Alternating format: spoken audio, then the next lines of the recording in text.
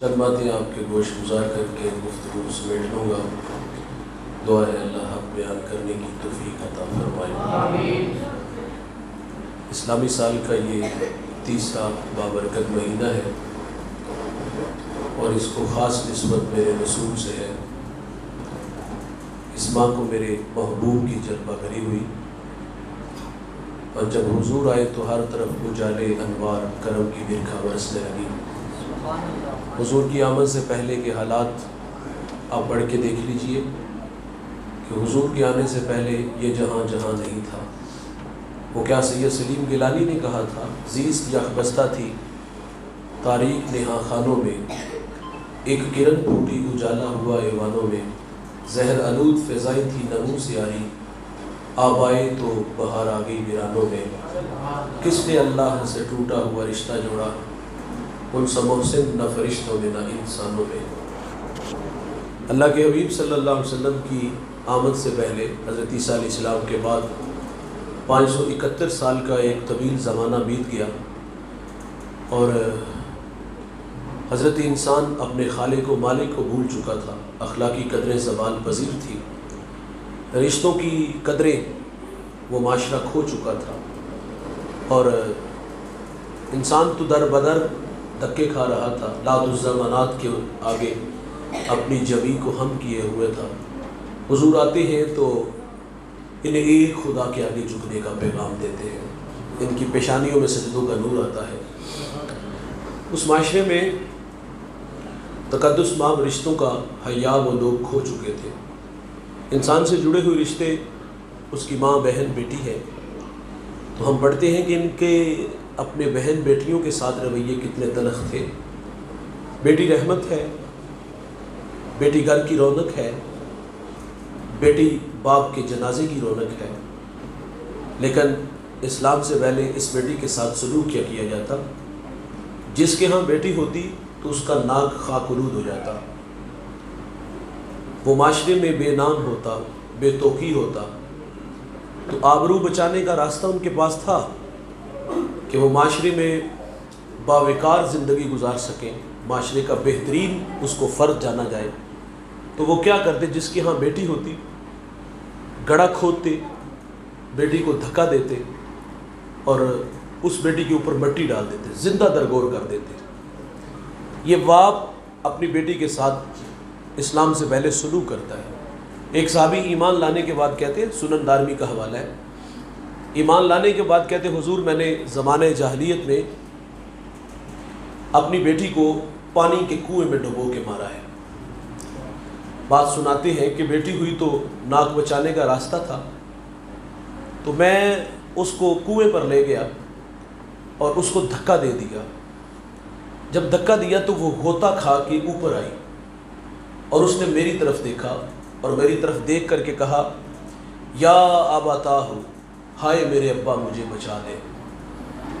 اچھا، جب یہ بات کی تو حضور کی آنکھوں میں آنسو آ گئے۔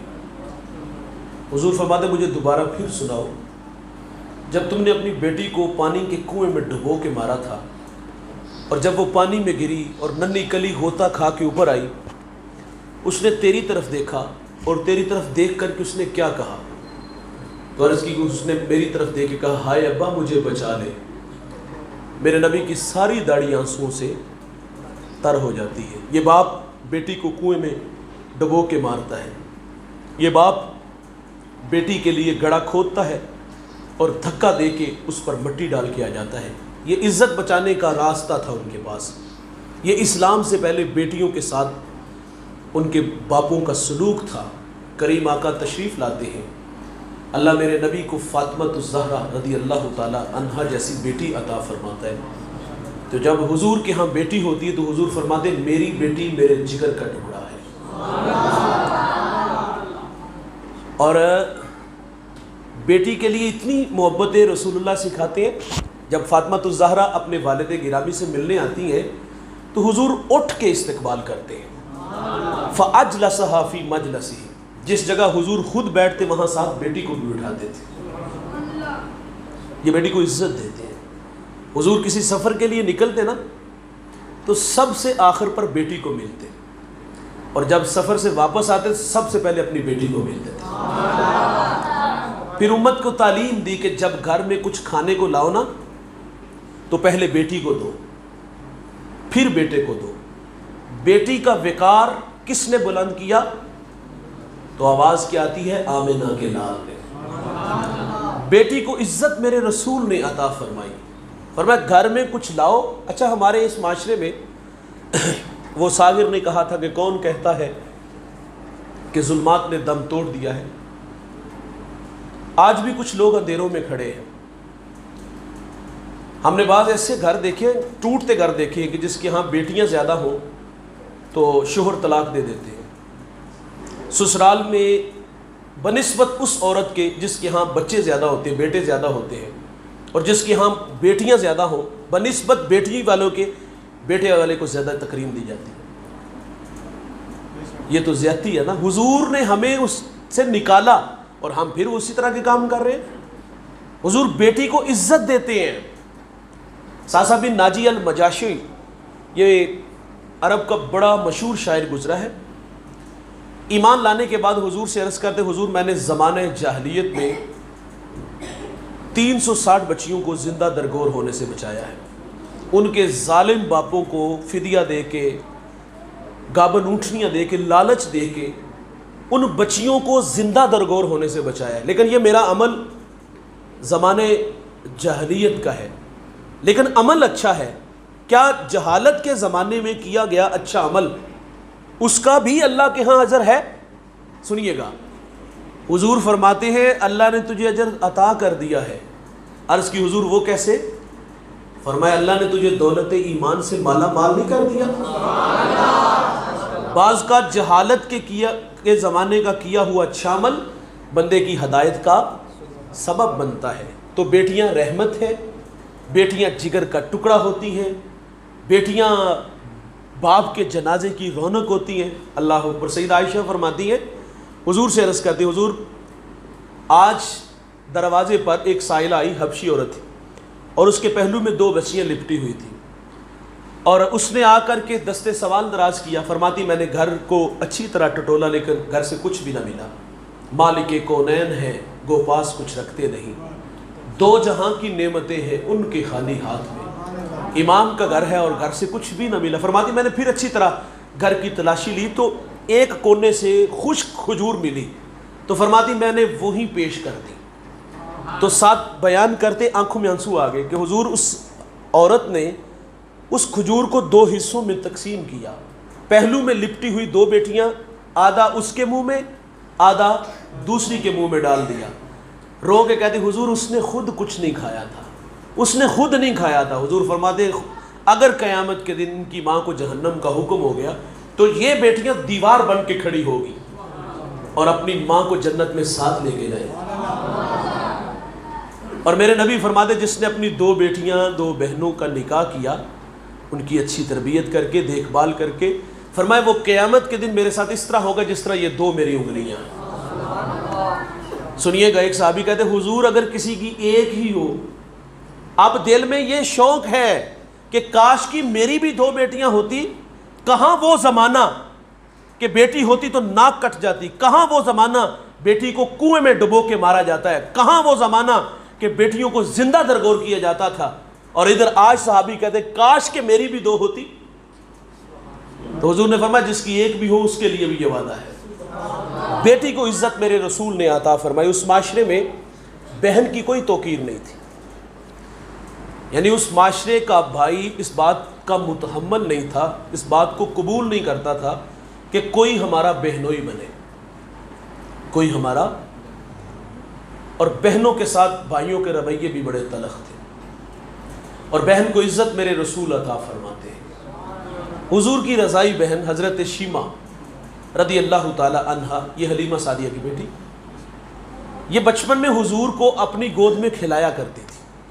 کھلے میدان میں جس طرح بچے ہمارے دیہاتوں میں باہر لے جاتے ہیں نا، عصر کے وقت، دوپہر جب تھوڑی سی ڈھلتی ہے تو بہنیں اپنے ویروں کو، بھائیوں کو لے کر کے کھلے میدان میں جا کے ایک دوسری اپنے اپنے بھائیوں کی تعریف کرتی ہیں۔ کوئی کہتے ہیں رنگ بڑا خوبصورت، کوئی کہتے ہیں ناک بڑا خوبصورت، کوئی کہتے ہیں اس کی آنکھیں دیکھو۔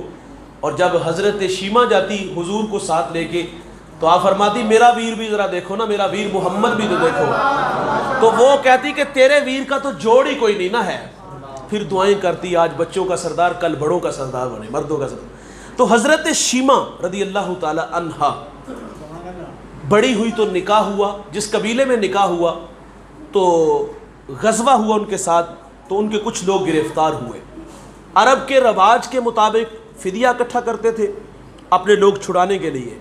حضرت شیمہ کے دروازے پر قبیلے کے سردار آئے اور آ کر کے کہا کہ ہمارے کچھ لوگ گرفتار کیے گئے ہیں اور ہم نے وہ چھڑانے ہیں, اپنا حصہ ڈالو. پوچھا کس نے پکڑے ہیں؟ کہا مدینہ میں ایک ادعائے نبوت ہے اور اس کا نام محمد ہے. جب حضور کا نام سنا تو حضرت شیمہ کو اپنے بچپنے کا زمانہ یاد آیا. کہا فدیے دی کوئی لوڑ نہیں, چھڈو فدیے نو, مجھے ساتھ لے چلو, میں سارے چھڑا کے لاؤں گی. کہا جانتی ہو؟ کہا ہاں, وہ میرا ویر محمد ہے, وہ میرا بھائی لگتا ہے. حضرت شیمہ آئیں, یہ مدنی دور ہے, مکی دور نہیں. یہاں صحابہ کتار اندر کتار کھڑے ہیں. جب آپ داخل ہونے لگی, اندر جانے لگی, تو ننگی تلواریں لیے صحابہ کھڑے تھے. فرمایا دیہاتی عورت جانتی نہیں یہ کاشان نبوت ہے, یہاں تو جبریل بھی بغیر اذن داخل نہیں ہوتے.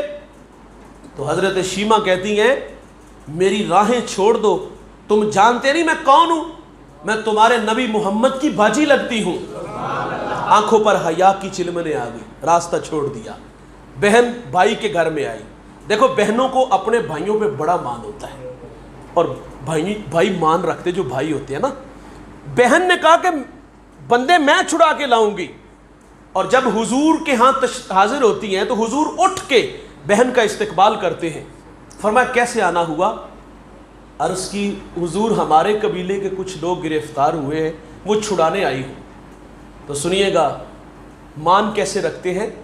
فرمایا بہن آپ کسی کے ہاں پیغام بھیج دیتی تو میں محمد سارے ہی چھوڑ دیتا. چھوڑ دیے. پھر اپنی بہن کو بہت سارے تحائف دیے اور دروازے تک چھوڑنے آئے. بہن چلی گئی. حضور نے صحابہ کو جمع کیا. فرمایا میں جب بھی کوئی فیصلہ کرتا ہوں تو مشورہ کرتا ہوں, لیکن آج مشورہ نہیں کیا. عرض کی حضور ہماری مجال بھی کیا ہے, لیکن فرما دے کہ آپ نے آج مشورہ کیوں نہیں کیا؟ تو فرمایا آج میرے دروازے پر میری بہن آ گئی تھی. آج میرے دروازے پر بہن آ گئی تھی. بہنیں جب دروازے پر آئے نا بھائی, تو بھائی بہنوں کو خالی نہیں موڑتے. وہ بھائی جان بہنیں آئے نا آپ کے دروازے پر, بعض کا ہم کہتے ہیں یار ایک کروڑ پتی ہے جس گھر میں شادی کی خوشحال کرانا ہے, ہم غریب لوگ ہیں 500,000 سے اس کا کیا بنے گا. لیکن آپ کو پتہ ہی نہیں یار, یہ جو آپ 500,000 دیتے ہو نا, اور جا کے شوہر کو جب بتا دیے میرے بڑے پرا نے 500 روپیہ دیتا ہے, 1000 دیتا ہے, وہ کہتا تو ہے کہ پگلی یہاں لاکھوں نہیں کروڑوں میں ہو, اور یہ 500 کہتی وہ یہ میرے بھائی نے دیے ہیں, اس کی اپنی ہی شان ہے. تو بہنیں جب دروازے پر آئیں نا بھائی, انہیں خالی ہاتھ نہ موڑا کرو. میرے رسول نے بہن کو عزت دی. اس معاشرے میں ماں کی بھی کوئی توقیر نہیں تھی. اور یہاں پنکھا کوئی نہیں, چلو کوئی بات نہیں, تھوڑی دیر ہی میں کون سا لمبا چوڑا بیان کر رہا ہوں, یہ تو شکوہ ویسے بھی رہتا ہے. ٹائم آدھا گھنٹہ بڑا ہوتا ہے.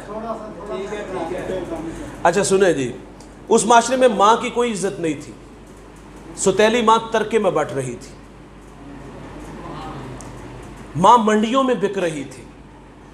تو میرے نبی نے آ کر کے جنت کو کھینچ کے ماں کے قدموں تلے رکھ دیا. قولاً فرمایا جنت ماں کے قدموں تلے ہے, اور عملاً رسول اللہ صلی اللہ علیہ وسلم ہمیں کر کے بھی دکھاتے ہیں. مصلی امامت پہ کھڑے ہیں یار, تا حد نظر اصحاب ہے, اور حضور کی آنکھوں میں آنسو آ گئے. حضور کی آنکھوں میں آنسو کیوں آئے؟ حضور کو بچھڑی ماں یاد آ گئی. اللہ کے حبیب صلی اللہ علیہ وسلم ایک ٹھنڈی آہ بھرتے اور فرماتے کاش کہ آج میں محمد کی ماں زندہ ہوتی. فرمایا میں تمہیں نماز عشاء پڑھا رہا ہوتا, اس میں سورت فاتحہ کی قرات بھی کر چکا ہوتا, میری ماں کو مجھ سے کوئی کام یاد آ جاتا, وہ مسجد نبوی کے دروازے پہ آ کے کہتی ابنی محمد. حضور فرماتے میں نماز توڑ کے پہلے ماں کی بات کو سنتا. جنت کو کھینچ کے ماں کے قدموں تلے رکھا. حضرت حلیمہ آتی, حضور اپنی کملی بچھا دیتے اس کے بعد. ماں کو عزت میرے رسول نے عطا فرمائی. اور اللہ کے حبیب فرماتے رضا اللہ فی رضاء الوالدین و سخط اللہ فی سخط الوالدین، فرمایا اللہ کی رضا والدین کی رضا میں ہے اور اللہ کی ناراضگی والدین کی ناراضگی میں ہے۔ میرے نبی نے ماں کو عزت دی۔ اس معاشرے میں جہاں بہن، بیٹی، ماں کی عزت نہیں تھی تو بیوی کا کیا حال ہوگا؟ بیوی کے ساتھ کیا سلوک کیا جاتا ہوگا؟ بیوی پاؤں کا جوتا خیال کی جاتی تھی۔ یہ اپنا ہمسایہ ملک ہندوستان دیکھ لو، کسی کا شوہر دنیا سے چلے جاتا تو وفاق کی ریت کس طرح پوری ہوتی کہ جس آگ میں وہ جل رہا ہے اسی آگ میں وہ بھی چھلانگ لگا دے۔ اگر اس کو شراب پلائی جاتی، اس کو جذبات دیے جاتے، مرنے کو کس کا جی چاہتا ہے بھائی؟ وہ تو اپنی آئی پہ مرا ہے، اس کو کیوں مار رہے ہو؟ اس کو جذبات دیے جاتے کہ وفا کی ریت نبھاؤ، وفا کی کہانی پوری کرو۔ اگر وہ اس آگ میں چھلانگ نہ لگاتی تو اس کے ساتھ سلوک کیا کیا جاتا؟ اسے ایک بند کمرے میں ڈال دیا جاتا، اس کے سر کے بال اتار دیے جاتے، اس کی جھولی میں مینگنیاں ڈال دی جاتی، وہ دوسرا نکاح بھی نہیں کر سکتی تھی۔ یہ تھا عورت کے ساتھ مرد کا رویہ، پاؤں کا جوتا خیال کی جاتی تھی۔ اور میرے کریم آقا صلی اللہ علیہ وسلم عورت کو عزت عطا فرماتے ہیں۔ کسی کو حمیرہ کہا، اور سیدہ عائشہ رضی اللہ تعالیٰ عنہ پانی نوش فرما رہی تھی، حضور فرماتے اس میں کچھ بچا لینا، انہوں نے بچا لیا۔ حضور فرماتے عائشہ اب یہ بتاؤ کہ آپ نے کہاں ہونٹ رکھ کے پانی پیا؟ عرض کی کہ حضور یہاں ہونٹ رکھے، تو میرے محمد وہی لب رکھ کے پانی پیتے۔ میرے نبی نے عورت کو عزت عطا فرمائی۔ سیدہ خدیجہ رضی اللہ تعالی عنہا، آپ نے فاطمہ الزہرا کو بھیجا کہ بیٹا جاؤ ابو سے کہو کہ وحی کے وقت جو چادر آپ کے کندھوں پہ ہوتی تھی وہ مجھے عطا کر دے۔ سیدہ نے جا کے حضور سے عرض کیا کہ ماں جی آپ سے چادر مانگ رہی ہیں، تو حضور فرماتے جو ماں سے کہو، والدہ سے کہو کہ چادر کیا کرنی ہے، اور آپ بھی پیچھے پیچھے تشریف لے آئے۔ حضور سیدہ خدیجہ کو فرماتے خدیجہ چادر کیا کرنی ہے؟ عرض کی حضور بطور برکت کفن کے لیے ساتھ لے جانا چاہتی ہوں۔ سنیے گا، حضور فرماتے آپ چادر مانگ رہی ہو، اگر میں محمد کے جسم کی جلد مانگتی تو میں محمد تمہیں وہ بھی اتار کے دے دیتا۔ میرے نبی عورت کو عزت عطا فرماتے۔ اور سیدہ خدیجہ رضی اللہ تعالی عنہ کی سہیلیوں کے گھر میں حضور گوشت بھیجا کیا کرتے تھے، اور میرے نبی اکثر حضرت خدیجہ رضی اللہ تعالی عنہ کا تذکرہ کیا کرتے تھے۔ اما عائشہ کہتے ایک دن میں نے کہہ دیا حضور آپ تذکرہ نہیں چھوڑتے، اللہ نے آپ کو بہتر ازواج عطا فرما دی۔ اس طرح بات کی تو حضور جلال میں آگے فرمایا عائشہ مجھے خدیجہ کے بارے میں دکھ نہ دو، اس عورت نے مجھے اس وقت مانا تھا جب پورے مکے نے میری بغاوت کی تھی۔ حضور نے عورت کو عزت دی۔ یہ پاؤں کا جوتا تھا، یہ دوسرا نکاح نہیں کر سکتی تھی، اس کی جھولی میں مینگنیاں ڈال دیتے تھے، اس کو بند کمرے میں ڈال دیتے، اور میرے نبی نے آ کے عورت کو عزت عطا فرمائی۔ اس معاشرے میں غلاموں کے ساتھ کیا سلوک ہوتا تھا؟ یار غلام صرف دھوپ سے آقا کا جوتا اٹھا کے چھاؤں میں رکھ دیتا کہ دھوپ میں جل رہا ہے کہیں خراب نہ ہو جائے، اٹھا کے وہ چھاؤں میں رکھتا ہے، اور اسے اس بات پہ کوڑے مارتا ہے آقا اتنے سرکش ہو گئے ہو کہ اجازت بھی نہیں لی۔ یہ حال تھا زمانہ جاہلیت میں غلام کے ساتھ، اور کریم آقا صلی اللہ علیہ وسلم غلام کو عزت کس طرح عطا فرماتے ہیں۔ بلال، میرے نبی جب معراج کی خلوتوں سے واپس تشریف لائے، بلال کو قریب کیا اور قریب کر کے فرمایا بلال یہ تو بتاؤ کہ تم کون سے ایسا اچھا عمل کرتے ہو، میں نے جنت کی ڈیوڑی میں تیرے قدموں کی آواز اپنے آگے سنی ہے۔ بتائیے گا بلال زمین سے اٹھ کے عرش پہ نہیں پہنچ گیا ہوگا؟ اس ایک جملے نے غلامی کی ساری تھکن اتار نہیں دی ہوگی؟ یار یہ وہی بلال تھا۔ حضرت عمر فاروق رضی اللہ تعالیٰ عنہ جو 23 لاکھ مربع میل کے حاکم ہیں، ان کے دربار میں جاتے ہیں تو آپ اٹھ کے بلال کا استقبال کرتے ہیں اور کالے رنگ کے ہاتھ کو چوم کے فرماتے ہیں یا بلال انت سیدنا، بلال اوروں کا تو غلام ہوگا لیکن تو ہمارا آقا لگ رہا ہے۔ تو غلام کو عزت کس نے دی؟ میرے نبی نے عطا فرمائی۔ اس معاشرے میں یتیم کے ساتھ کیا سلوک کیا جاتا تھا؟ یتیم کو منحوس کہتے تھے، جس کا باپ چلا گیا اس کے سارے رشتے ہی ساتھ چلے گئے. وہ منحوس ہوتا تھا اور یتیم کو عزت میرے رسول نے عطا فرمائی. ایک صحابی حضور کی خدمت میں حاضر ہوئے، عرض کی حضور میرا بیٹا نہیں مل رہا. تو وہاں بیٹھے ایک صحابی نے کہا کہ حضور میں نے اس کے بیٹے کو فلاں کھلے میدان میں یا باغ میں بچوں کے ساتھ کھیلتے دیکھا ہے.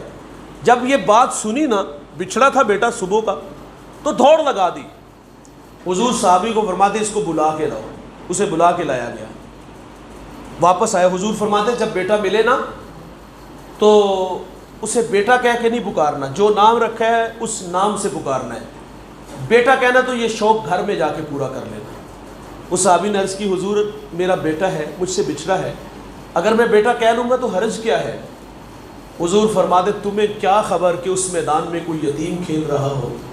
تم بیٹا کہو تو وہ کیسے جذبات پہ قابو رکھے گا کہ میرا باپ ہوتا. تو میرے نبی نے یتیموں کا بھی خیال رکھا، یتیموں کی تکریم کی. فرمایا جو یتیم کی کفالت کرتا ہے اور جو یتیم کے سر پہ ہاتھ رکھے گا، جتنے بال نیچے آئیں گے فرمایا اتنی نیکیاں اللہ عطا فرمائے گا. بہترین گھر اس کو کہا کہ جس گھر میں یتیم ہو اور اس کے ساتھ اچھا سلوک کیا جائے. یتیم کو عزت میرے رسول عطا فرماتے ہیں. یار میرے نبی عیدگاہ کی طرف تشریف لے جا رہے تھے، سر راہ کھلا میدان آیا، بچے عید کی خوشیوں میں مسرور تھے، لیکن ایک بچے کو دیکھا گیا اس کی تن پہ پیرہن پھٹا تھا اور آنکھوں میں آنسو تھے. حضور گزرے کے قدم روکے فرمائے بیٹا آپ کیوں رو رہے ہو؟ شاید کہ حضور کو پہچان نہ سکا. عرض کرتا ہے فلاں غزوے میں میرے والد حضور کے ساتھ تھے، شہید ہو گئے، میں یتیم ہو گیا. ماں بیوہ ہوگی، ماں نے دوسرا نکاح کر لیا، ستیلے باپ نے مال پہ قبضہ کیا اور مجھے دھکے دے کے نکال دیا. آقا اس کی دکھتے ہوئے زخموں پہ مرہم پٹی رکھتے ہیں. فرمایا بیٹا کیا تو اس بات پہ راضی نہیں کہ محمد تیرے باپ لگے، عائشہ تیری ماں لگے، فاطمہ تیری بہن لگے، علی تیرے چچا لگے اور حسن و حسین تیرے بھائی لگے؟ وہ بچہ کہتا ہے اگر یہ رشتے میرے ہیں تو مجھے اور کیا چاہیے.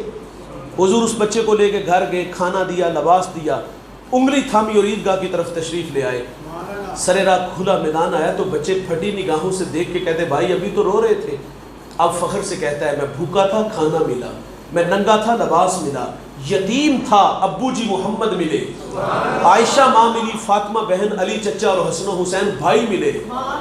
وہ بچہ کہتا ہے اب بھی میں رو. وہ نبیوں میں رحمت لقب پانے والا، مرادیں غریبوں کی بھر لانے والا، وہ اپنے پراؤں کا غم کھانے والا، مصیبت میں غیروں کے کام آنے والا. میرے نبی نے یتیموں کو عزت عطا فرمائی. اس معاشرے میں غریب کا کیا حال تھا، پسا ہوا طبقہ اس کا کیا حال تھا. تو میرے نبی نے ان لوگوں کو بھی محبت دی. ہمارے معاشرے میں جو توازن عقلی کھو بیٹھتے ہیں، وہ ہماری تفریح کا سامان کرتے ہیں. ان کے ساتھ ہمارے رویے کیا ہیں؟ میرے کریم آقا نے ان لوگوں کو بھی عزت عطا فرمائی. مدینہ میں ایک بڑھیا تھی جس کے بارے میں شہرت تھی کہ لوگ اس کو دیکھ کے رستہ بدل لیتے. توازن عقلی کھو بیٹھی تھی، جس کو پکڑ لیتی اس کے ساتھ کھڑے ہو کر گھنٹوں باتیں نہیں ختم ہوتی تھی. اس بڑھیا نے ایک دفعہ حضور کو مسجد نبوی میں دیکھا اور ہاتھ کے اشارے سے کہا ذرا میری بات سنیں. ہم تو سٹیٹس کا خیال رکھتے ہیں نا. اللہ کے حبیب صلی اللہ علیہ وسلم اصحاب کے جرمٹ میں تھے، وہاں سے باہر آئے اور اس بڑھیا کے پاس آ گئے. اس بڑھیا نے کہا میں نے یہاں بات نہیں سنانی، ذرا سائڈ پہ ہو کے بات سنیں. تو اس نے دھوپ میں کھڑا کر لیا اور اپنی بے تکی باتیں سنانا شروع کر دی. وہ سناتی رہی، حضور سنتے رہے. بہت کچھ کہا، میرے نبی نے بہت کچھ سنا. جب جو من کی باتیں تھی کہہ ڈالی. حضرت عمر فرماتے میں یہ منظر دیکھ رہا تھا اور مجھے یہ رہ کے بات آ رہی تھی کہ حضور کا وقت قیمتی، نازک بدن اور عرب کی جلسہ دینے والی گرمی اور اس کی بے تکی باتیں. جب اس نے اپنی باتیں سنا لی تو حضرت عمر کہتے میں نے قریب جا کے کہا کہ حضور اس کے بارے میں مشہور ہے، لوگ اس کو دیکھ کے رستہ بدل لیتے ہیں اور کسی کو پکڑ لے تو پھر گھنٹہ گھنٹہ چھوڑتی بھی نہیں، اور آپ کا وقت قیمتی، نازک بدن اور عرب کی جلسہ دینے والی گرمی اور اس کی بے تکی باتیں. حضور فرماتے عمر پورے مدینے میں اس ماں کی کوئی نہیں سنتا، میں محمد بھی نہ سنوں. اور پھر آواز دی کہ ماں جب غم زیادہ ہو جائے مدینے کی جس گلی جس نکر پہ کھڑے کر کے میں محمد کو اپنے دکھڑے سنا لیا. تو میرے نبی نے ان پسے ہوئے لوگوں کو بھی عزت عطا فرمائی. حضور کے آنے سے پہلے پوری دنیا میں اندھیرے تھے، تقدس مآب رشتوں کا حیا کھو چکی تھی یہ قوم، تو میرے نبی نے آ کر کے ان کی پیشانیوں میں سجدوں کا نور لائے، آنکھوں پر حیا کے پہرے بٹھائے، کانوں میں قرآن کے نغمے آتے ہیں، انہیں لات عزا منات کی پرستش سے کھینچ کے ایک خدا کے آگے جھکایا، اور جو ہمارے ساتھ جڑے ہوئے ہمارے محبوب رشتے جن کی قدریں ہم کھو چکے تھے، تو میرے کریم آقا نے آ کر کے ماں، بہن، بیٹی، یتیم، غلام اور غربا، میرے نبی آ کر کے ان کی قدریں بتاتے ہیں۔ اللہ تعالیٰ سے دعا ہے جو میرے محبوب نے ہمیں قدریں بتائی، ہمیں ان قدروں کو بحال رکھنے کی، ان کی تکریم کرنے کی توفیق عطا فرمائے۔ اللہم صلی علی سیدنا و مولانا محمد وآلہ واصحابہ وبارک وسلم علی، جو کہا سنا ہم سب کو عمل کی توفیق عطا فرما، سب کو دارین کی سعادتوں سے مالا مال فرما، قدم قدم پر حسنات عطا فرما، زندگی شان کی، موت ایمان کی عطا فرما، سب کی جولیاں رحمت و رضوان سے بھرپور فرما، درس قرآن کے دائی زید بھائی اور ان کی پوری ٹیم، سب کو اللہ جزائے خیر عطا فرما، محنت جستجو کاوش قبول فرما برحمتک۔